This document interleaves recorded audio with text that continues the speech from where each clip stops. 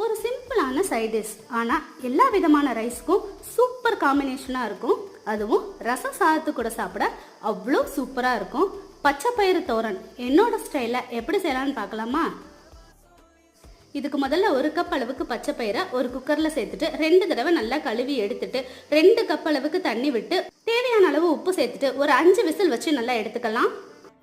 இப்போ ஒரு மிக்சி ஜாரில் 2 சில் அளவுக்கு தேங்காய் பொடியாக துருவி சேர்த்துக்கலாம். 4 பல் பூண்டு, 1 ஸ்பூன் சீரகம், 1/2 ஸ்பூன் மிளகாத்தூள், 1/4 ஸ்பூன் மஞ்சத்தூள் சேர்த்துட்டு இந்த மாதிரி கொரன்னு அரைச்சி எடுத்துகிட்டு வந்துக்கலாம்.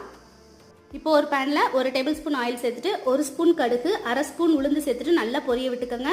இப்போ இதில் 1 கொத்து கருவேப்பிலை, நம்ம வேக வச்சு வச்சிருந்த பச்சை பயிரை சேர்த்துட்டு 1 பச்சை மிளகாய் கீரி சேர்த்துட்டு நம்ம அரைச்சி வச்சிருந்த மசாலாவையும் இதோட சேர்த்துட்டு நல்லா கிளறி விடுங்க. ஒரு 5 நிமிஷம் மீடியம் ஃப்ளேமில் வச்சு இறக்குனா ஒரு சூப்பரான பச்சை பயிறு தோரன் ரெடி ஆயிடுச்சு. நீங்களும் இதை கண்டிப்பாக ட்ரை பண்ணி பாருங்கள். மறக்காமல் உங்கள் ஃப்ரெண்ட்ஸுக்கு ஷேர் பண்ணுங்கள். பாய்.